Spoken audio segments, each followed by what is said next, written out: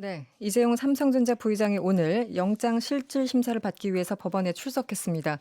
지난 2017년 2월 국정농단 사건 항소심에서 집행유예로 풀려난 이후에 2년 4개월 만에 다시 구속 갈림길에 서 있는 상황이죠. 관련해서 삼성 저격수라 불리지만 이제는 삼성 도우미 혹은 삼성 지킴이라고 불러달라 이렇게 당부하신 분을 만나보도록 하겠습니다. 더불어민주당 박용진 의원 연결돼 있습니다. 나와 계시죠? 네, 안녕하세요. 박용진입니다. 네, 안녕하세요. 이름이 바뀌셨습니까? 저격수에서 지킴이로? 네, 어떤 아니, 의미일까요? 네. 하도 언론에서 삼성 저격수, 삼성 저격수 하셔서 생각해보니까 저는 삼성을 저격한 일이 없고요. 네. 오히려 삼성이라고 하는 훌륭한 기업이 더 강한 기업으로 가기 위해서 꼭 필요한 게 뭐겠어요? 글로벌 스탠다드, 네. 투명성. 그래서 총수 개인에게 복무하는 기업 조직이 아니고 투자자와 국민 경제에 를 위해서 복무하는 그런 기업으로 거듭날 수 있었으면 하는 바람으로 오히려 응원하고 있거든요. 네. 그러니까 삼성이라고 하는 기업은 이번 사건 그리고 뇌물 사건에서는 음. 피해자이고요. 네. 가해자가 이재용 부회장이라고 하는 점을 좀 명확하게 해서 그 둘을 갈라보는 것이 맞다고 생각을 합니다. 네. 저는 네. 삼성은 저격한 적이 없습니다. 네. 이재용 부회장과 삼성은 별개로 생각을 해야 된다 이런 말씀이신 것 같고요. 제가 그 구속영장 심사 결과는 조금 뒤에 여쭤보도록 하고요. 일단 좀 헷갈리는 게 삼성 관련해서 뭐 여러 가지 재판이 진행되니까 이번에는 또 예, 뭔가 이렇게 생각하시는 분들 계실 것 같아요.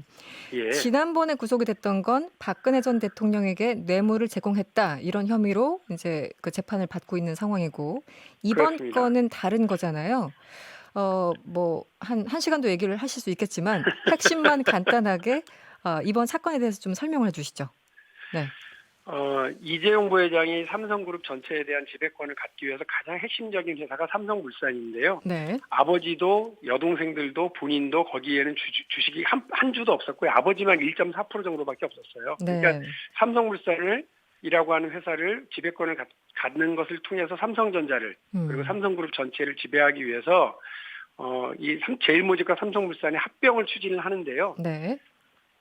주주총회에서 반대가 워낙 많으니까 네. 그 국민연금에 찬성을 받아내기 위해서 뇌물을 제공한 사건이 지금 유죄가 확정되고 몇 년을 징역을 살아야 되느냐를 따지고만 있는 중입니다. 네.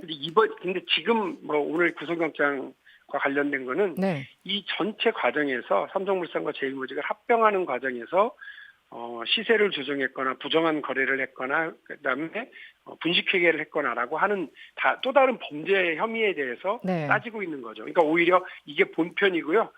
지금 뇌물 사건이 오히려 예고편 그리고 한 음. 부분 사건이라고 생각하시면 됩니다. 네. 그 구속영장 실질심사를 이제 하루 앞두고 어제 삼성이 이례적으로 대언론 호소문을 발표했습니다. 지금 말씀하신 부분에 대해서 다 이제 반박하는 사실 그런 내용이었는데요. 예, 편파적인 보도를 자제하고 삼성의 경제 위기에 역할할 수 있도록 도와달라 이렇게 호소문을 냈습니다. 일단 이거는 어떤 것을 목표로 했을까요? 편파적인 보도는 저는 본 적이 없고요. 네, 오히려 네, 삼성 이재용 부회장을 삼성하고 자꾸 동급으로 놓는 네, 똑같은 네, 동일체로 보는 이런 기사들이 많아서 걱정스러운데 네, 다시 말씀드리지만 삼성이라고 하는 기업에서 이런 입장문을 낸 것도 저는 신기해요. 네, 이번 사건의 가해자 그리고 피의자가 누구냐면 이재용 부회장입니다. 그리고 네, 오히려 손해를 입은 건 삼성전자고요. 그리고 투자자이고 국민연금이고 우리 국민경제거든요. 그런데 오히려 왜 삼성이라고 하는 기업이 이 한 개인의 범죄 혐의와 관련해서 이런 입장문을 내는지 잘 납득이 안 가는데 어쨌든 여론전을 하는 거죠. 음, 이 삼성 우리 경제가 힘들어요. 뭐 기업 운영하기 어려울지도 몰라요. 이렇게 얘기하시는데요. 네, 영장을 청구했던 6월 4일 날 삼성 바이오로직스가 사상 최고가를 쳤어요. 주식이 올랐다. 예, 네, 그러니까 민망한 노릇이죠. 삼성에서는 이렇게 우리 총수가 구속되면 큰일 납니다. 이렇게 여론전을 펴는데 네, 시장의 반응은 그렇지 않다는 거예요. 네, 그리고 지난 2016년에 구속됐을 때도요. 네, 그때 구속됐을 때에도 오히려 삼성 주가는 계속 사상 최고가를 뭐 계속 올라가고 있어서 삼성전자 주식 한 주에 그 당시 300만 원을 넘느냐 마느냐 막 이런 난리도 음, 아니었고요. 네, 그리고 영업이익은 네, 영업이익은 그 1년 동안 감옥 가 계셨잖아요. 네, 네, 삼성전자는 29조의 영업이익에서 53조의 영업이익을 내는 네. 그러니까 엄청난 이 영업이익까지 얻었거든요. 그러니까 사실은 총수의 부속과 기업의 운영과는 별개로 전혀 별개다. 삼성이라고는 훌륭한 회사는 시스템에 의해서 운영되고 있거든요. 네. 그러니까 뭐 너무 삼성 쪽에 그 이재용 부회장 쪽의 여론전에 너무 민감하실 필요는 없을 것 같아요. 하나하나 볼게요. 호소문에서 하나하나 반박을 했는데 삼성 측이 일례로 이런 겁니다. 이재용 부회장이 가진 제일모직 가치는 높이고 삼성물산 가치는 낮추기 위한 시세 조정은 안 했다. 그게 다 증명 가능하다 이렇게 주장을 했어요. 어떻게 보십니까? 사실은 그런데 네. 제일모직 가치를 뻥튀기 시키고 그리고 삼성물산 가치는 떨어뜨리려고 했었던 몇 가지 행위들은 네. 이미 시장에서도 이상하다 그랬어요. 음. 아니 그 빚내서 집 사라고 하는 박근혜 정부의 부동산 정책이 막 그 가속화됐을 때 네. 다른 시장의 모든 재계 업계 2위, 3위, 4위, 5위 건설 회사들은 다 주식이 막 폭등하고 있었는데요. 네. 삼성물산만 업계 1위인데도 불구하고 그 9점 몇 프로나 주식 가격이 하락했거든요. 네. 네. 독특한 경우죠. 그리고 검찰이 역시 지적하고 있는 카타르에서 화력발전소 2조짜리를 수주했는데도 불구하고 공시를 하지 않아서 네. 네. 시세에 반영하지 않는 이런 호재를 공개하지 않는 이유가 뭐냐? 그리고 오히려 합병 끝나고 나서 이거를 공개해서 오히려 다른 이익을 얻어간 거 아니냐라고 네, 네. 하는 그 검찰 측의 얘기는 이미 국회에서도 지적이 된 바가 있었어요. 2년 전에. 네. 그리고 시중에서도 이미 이런 얘기가 많이 있었습니다. 근데 이거를 우리는 몰랐는데 하나하나가 이상했을 뿐인데 검찰은 관련된 일들을 기획하고 모의하고 조종했다고 하는 증거를 찾았던 것 같아요. 오늘 아마 그 부분을 제시를 한 걸로 제가 알고 있습니다. 네. 뭐 시세 조정이나 하여튼 이 합병 과정에서 그 불미스러운 일들을 결국은 이재용 부회장에게 보고를 했다 안 했다 이것도 하나의 관건인 것 같은데 어찌됐든 이번에 오늘 네. 새벽에 나올 것으로 보입니다만 구속영장 어떻게 발부가 될 걸로 예상하십니까? 어떻게 보십니까?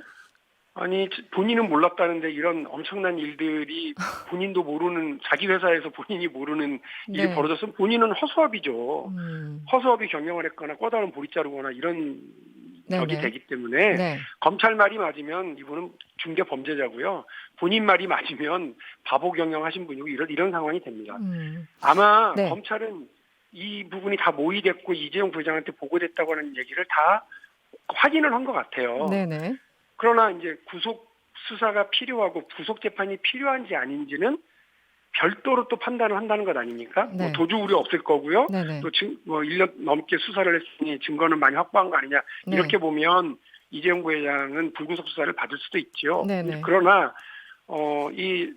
범죄 혐의는 다 소명이 되는 것 같고요. 네네. 여러 증거가 확인이 된 것 같고 그걸 어디서 우리가 짐작할 수 있느냐면 그 검찰 내부에서는 그 영장을 청구하는데 아무런 이견이 없었다는 거 아니에요? 처음에는 경제에 부담되니까 너무 이렇게 하는 거 아니냐라고 하는 네. 내부 의견도 있었는데 수사 결과 수사팀한테 보고받으면서 이건 뭐 영장을 치지 않을 수가 없네라고 하는 의견 통일을 봤다는 겁니다. 그러니까 네.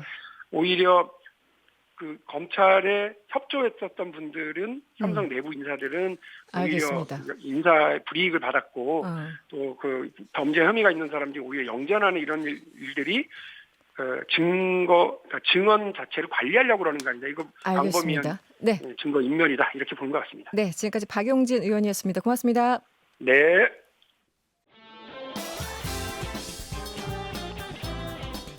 여러분의 퇴근길을 꽉 채워드립니다. 평일 저녁 6시 5분 이승원의 세계는 그리고 우리는